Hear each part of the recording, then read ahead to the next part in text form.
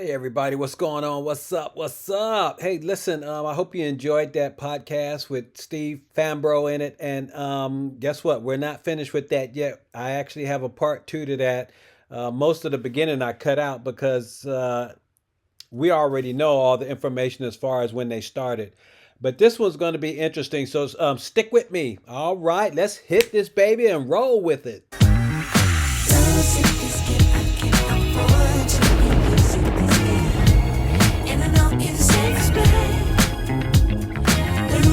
My mind can't find the words, no, I can't seem to find.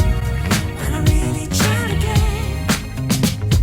reason, right? Let's take our time and choose whether we green or yellow, whether we deep or shallow. Please, we know, cause we're about to lose, whether we buy or hello, whether we step or jello.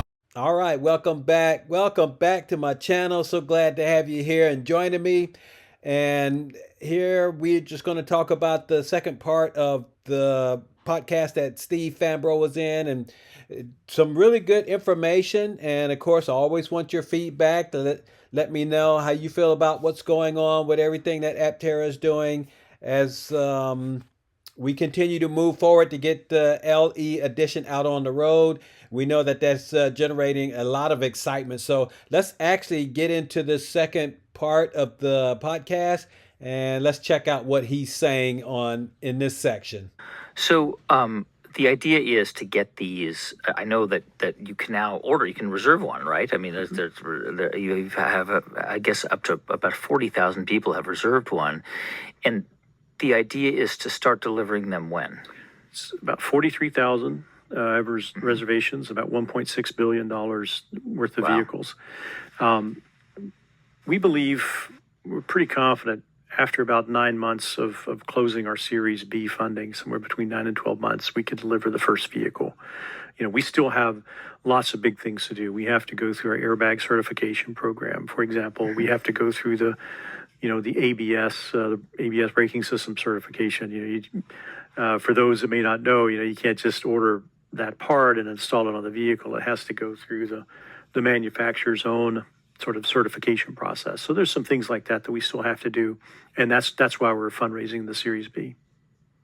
And what about the sort of the safety of the vehicle? I mean, it's an enclosed vehicle, but it is 3 wheels and it's a 2-seater, and so I mean, obviously a motorcycle is not the safest mode of transportation, but this has airbags, presumably. I mean, it has all the safety features of a car.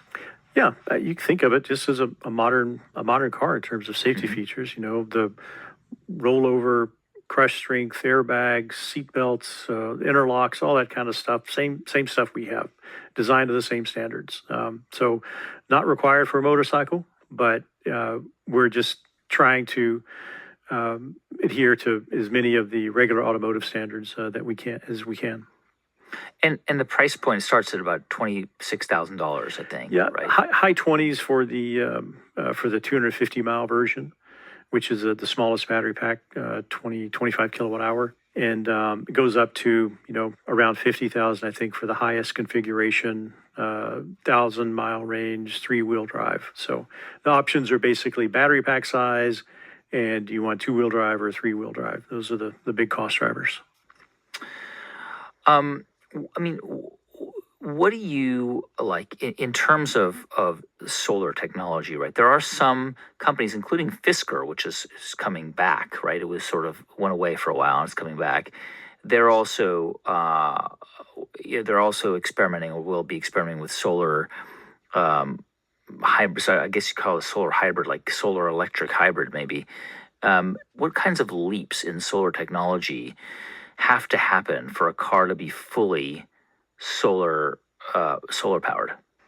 If the solar is going to be meaningful on the vehicle, if it's going to add a meaningful range, the vehicle is going to have to be aerodynamic, right? It can't just be a boxy, flat-sided vehicle.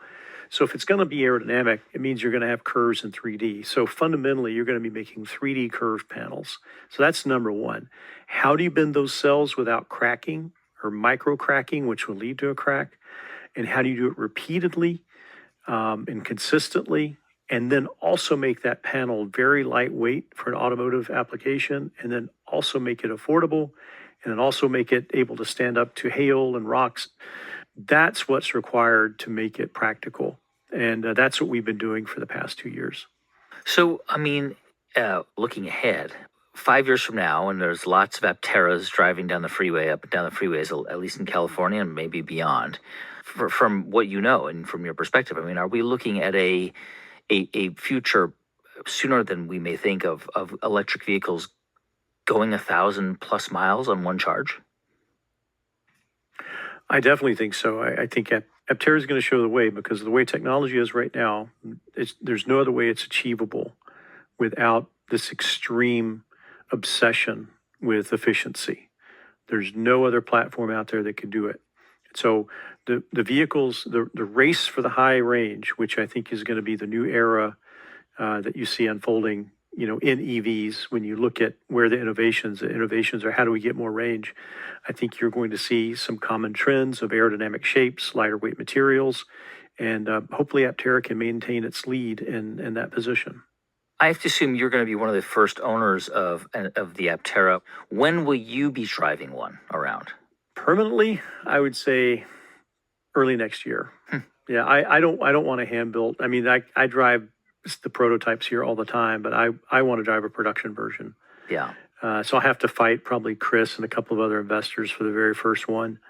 But we'll see. Maybe we'll spin the bottle or something. See who gets the first one. But I think early next year I'll be driving one of the first ones.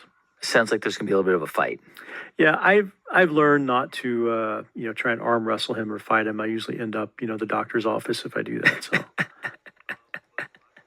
By the way, I noticed that it has rear view mirrors, which presumably affects drag. I think that's a regulatory thing in the Right. U.S., right? Because you can replace rear view mirrors with cameras, but the U.S. But the regulatory agencies still require a rear view mirror. Yeah, it's vestigial. It's like saying, you must have a clip for your whip on your buggy. You can't have your whip laying around in the buggy. Like there's no whip, there's no buggy. Yeah. We don't need that. But it is a vestigial requirement. So we have the least amount of size required by law.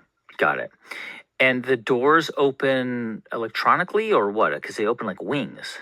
Yeah, there's electric and mechanical release. So there's the most common way to do it is with a button that's right there on the armrest, but then there's sort of a backup mechanical release underneath it, which many EVs have that strategy now. And but you can only fit two people. You can't fit more than that. But it has a lot of cargo space. Yeah, 1,000 liters of cargo space, which is as a comparison, any modern EV that's out there, you fold down the back seats and you get 1,000 liters of space or more in the Aptera. So you can put surfboards in it, you can put a ladder in there, tools, you can put, if you're like a Macedonian army reenactment person, you can put all your spears and stuff in there as well. I mean, it's an amazing amount of space.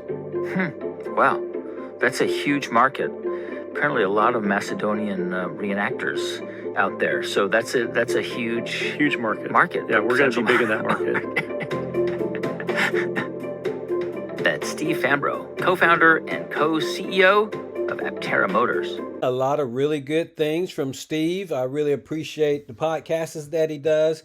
And I like when he was asked when he was getting his, or who's getting the first Aptera.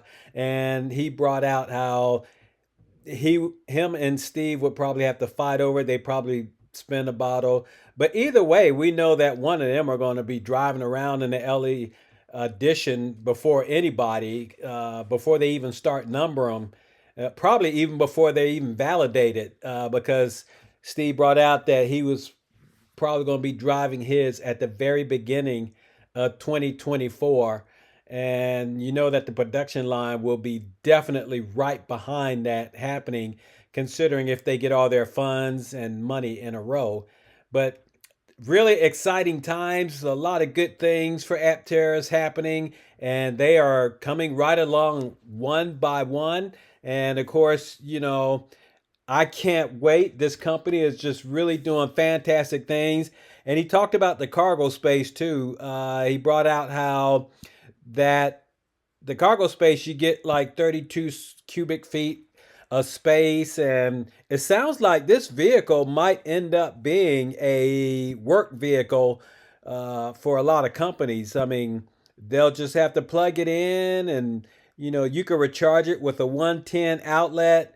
So, I mean, it just sounds very positive for a company to have a fleet of these as their work vehicle to travel around in and recharge by solar, not having to worry about putting in a bunch of outlets or plugs, and the Aptera can just continue to go and go and go, even when it sits at the shop or wherever they're going to have it at. As long as the sun is out, it'll be recharging. So that's just awesome news. Steve, you're awesome, man. You and Chris and everybody at Aptera, you keep this company going, and oh my gosh, I can't wait for this baby to come out and start rocking and rolling. But now we're going to go to the accelerator program, and I'm just going to tell you this up front. I'm not a financial advisor. I only advise myself, and I do a pretty good job with that. But if you want to invest in this company, you need to talk to your financial advisor. And oh, lo and behold, look at that. They are still adding people to the accelerator program, even though they just added one. But this thing has been shut down for about 2.5 months now. And they have broken the $20 million mark. Way to go, Aptera! Woo-hoo! All right, Aptera, do it, baby. Yes, these guys are really rocking, and I mean, these guys are really rocking hard. But just wanted to let you know this is the website you would come to. And if you want to invest in Aptera, of course, if you come here, you have to have at least $10,000 to invest.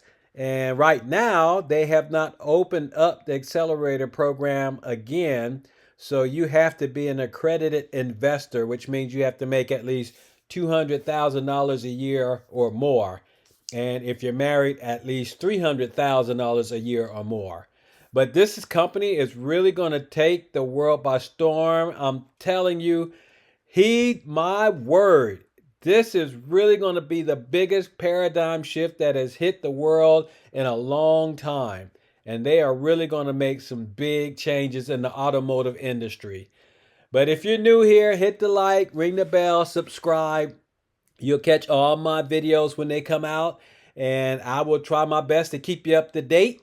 And we will just see this baby as it continues to grow. Right now, Aptera is just the infant. But it is growing, and it's going to grow up pretty fast.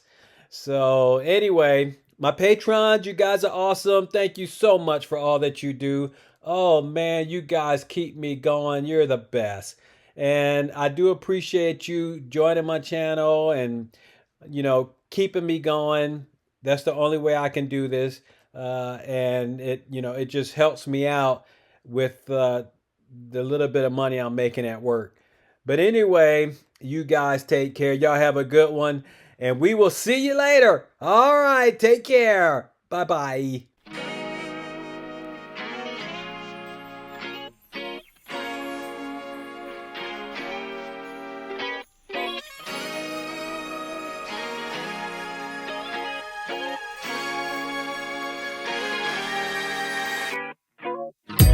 Somewhere on the scene, it got a little longer, so it seems. I burned out, so to speak. Now come a little closer. I feel a little light in the light track. I felt a bit of bad, but I came back. There's still a little light in the light crack. There's still a bit of good, so good. And I know just what to say. And I know just what to do. And I'm so sick of pain. But it's all too quick with you. Losing this game, I can't afford to be losing this game. And I know you're the same as me.